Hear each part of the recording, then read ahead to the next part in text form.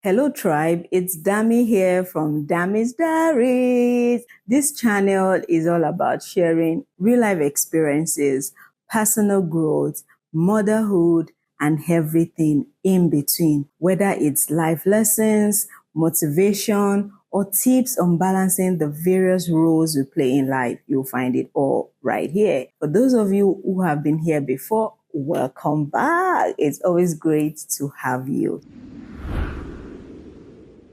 Today, I'm diving into a book review of Girl, Stop Apologizing by Rachel Hollis. I'm reading this book with my book club, and I thought it would be a great idea to share some of the key takeaways with my community. This book is divided into 3 key parts: excuses to let go of, behaviors to adopt, and skills to acquire. But today we are focusing on part 1, excuses to let go of. Let me tell you, this part hits home. I have definitely had moments in my life where these excuses held me back. So I'm going to share some key lessons from this section, along with my personal experiences, and leave you with some advice I wish someone had told me earlier. Let's dive in.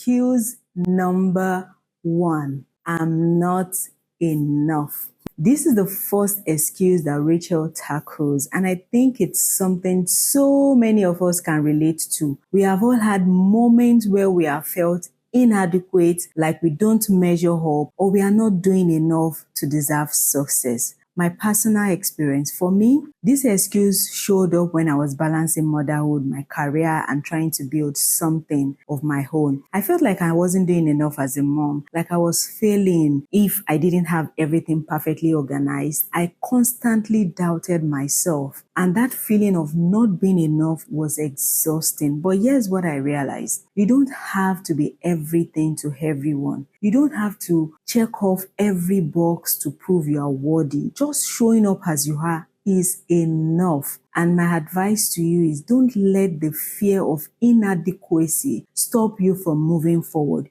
You are enough right now, and the journey will reveal that to you over time. Stop measuring yourself against unrealistic expectations and start owning your worth as it is. Excuse number 2, I'm not qualified. Hey, how often have we said, I'm not experienced enough, I don't have the right credentials, to avoid going after something? And Rachel challenges this excuse by pointing out that qualifications can be subjective. You don't need a perfect resume to pursue your dream. Personally, this excuse was a huge one for me, especially when I started getting invited to speak to fashion students at universities here in Dubai. At first, I questioned myself. Why me? Me? Am I really the right person for this? I didn't have a formal background in teaching, and I wondered if the student would take me seriously. But as someone who had built a fashion brand, Osalu, launched content creation classes, I realized I had more practical experience than I was giving myself credit for. If I had waited until I felt qualified enough or thought I had the perfect credentials, I would have never accepted those invitations or started Dami's Diaries. The truth is, you grow through experience. I have learned so much from stepping into these roles, and my confidence came not from qualifications on papers, but from showing up and doing the work. My advice: start where you are with what you have. You don't need someone else's approval or a perfect resume to begin pursuing your dreams. You will learn, you will grow, and gain the skills as you go. Don't let the fear of being unqualified stop you from starting. Remember, experience is the best teacher, and the more you try, the more qualified you become.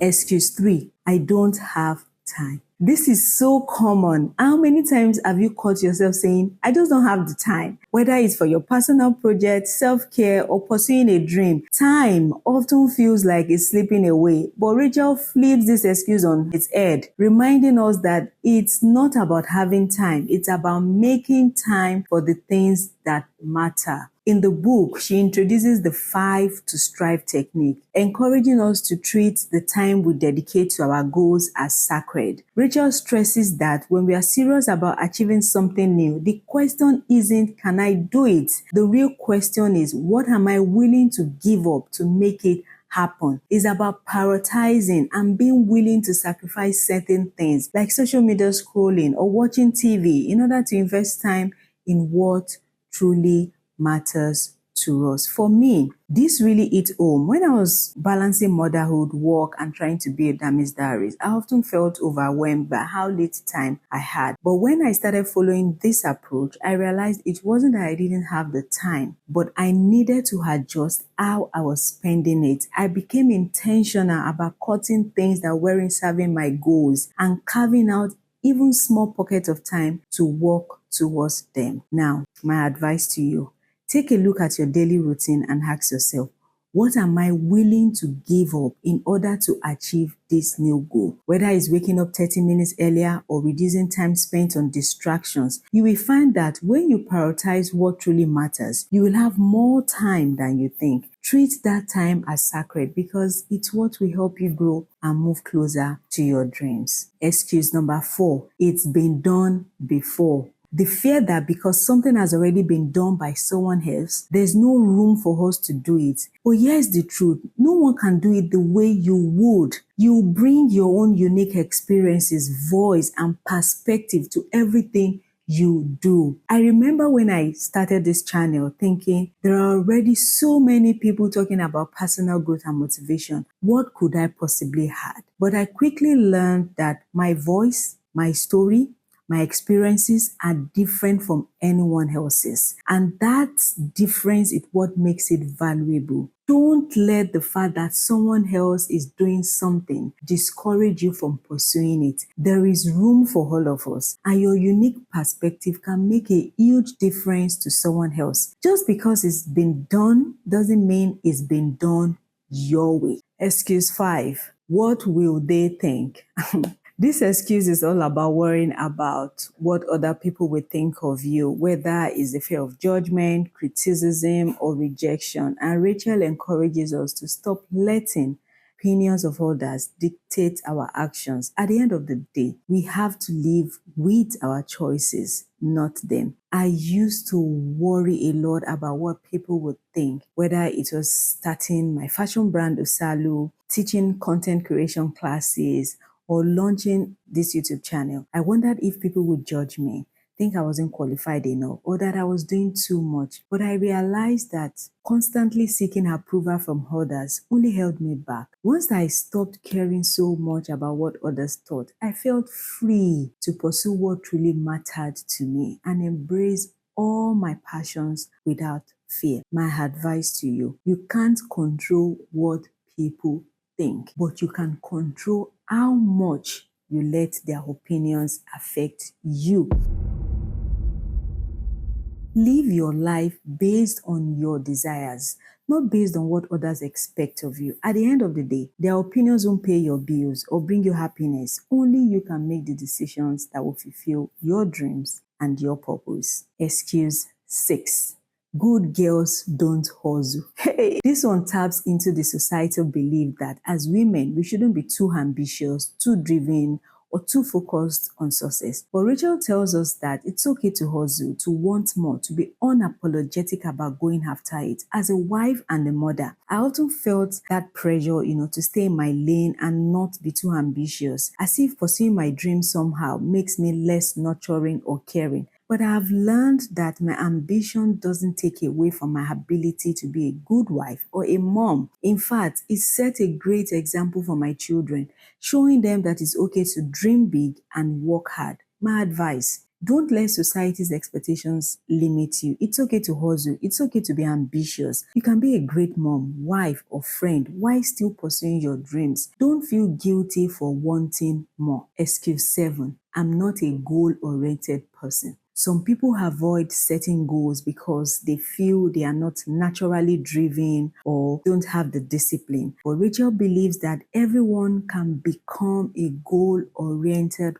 person by building habits and working on self-discipline. I used to think I wasn't much of a goal setter. I liked the idea of letting life unfold naturally, but I have found that setting small, achievable goals help me stay focused and motivated, especially when life gets busy. It doesn't have to be big or complicated, just something to aim for. And my advice, being goal-oriented isn't something you are born with. It's a skill you can develop. Start small.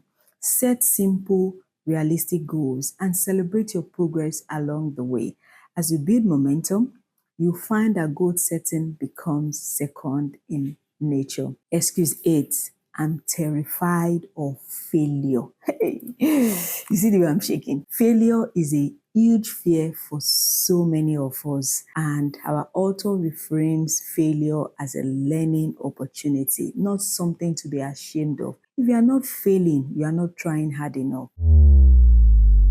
There have been so many times in my life where I was so scared to fail, whether it was a new career move, launching Dami's Diary, introducing a fashion collection. Every time I failed, I have learned something valuable that helped me move forward. Failure isn't the opposite of success. It's a part of it. Don't let the fear of failing keep you from starting. Every failure is a stepping stone towards your growth and eventual success. The final excuse is easy for her to see. This is the final excuse that Rachel tackles. The idea that other people's success came easy to them because of their circumstances. But she reminds us that everyone has their own struggles and that success takes hard work no matter who you are. It's easy to look at somebody else's success and think it was easier for them, but I've learned that everyone has their own challenges, even if you can't see them. Success isn't about having it all, it's about persistence and hard work. My advice, don't compare your journey to someone else's. Focus on your own path and remember that every successful person has faced obstacles along the way. What matters is how you handle the challenges, not how easy it seems for someone else. To wrap this up, part 1 of Girl, Stop Apologizing really shines a light on the excuses we make to justify why we are not chasing after the life we want. Whether it's feeling like we are not enough, worrying about what others will think, or being afraid of failure, these excuses keep us stuck and hold us back from reaching our full potential. Rachel Hollis challenges us to recognize these excuses for what they are. Just stories we've been telling ourselves, and trust me, I have had to confront these stories in my own life too. But letting go of these excuses is the first step towards living boldly and unapologetically. So my advice to you is this: take an honest look at the excuses you've been making and start rewriting your narrative. You are enough. You can make time for what matters. You don't need to be perfectly qualified to have it all figured out to begin. The most important thing is to take the first step and trust you will grow along the way. If you're interested in reading Girl, Stop Apologizing for Yourself, I will leave a link in the description below so you can grab a copy and dive into it. It's such a powerful read, and I know it will inspire you just as it has inspired me. Thank you so much for watching. If you found this video helpful, please hit the like button, subscribe, and let me know in the comments which excuse you have struggled with the most. And don't forget, I'm reading this book with my book club, and I'll be sharing more insights in future videos. Until next time, keep striving, stay blessed, and remember you are capable of more than you think. Bye for now.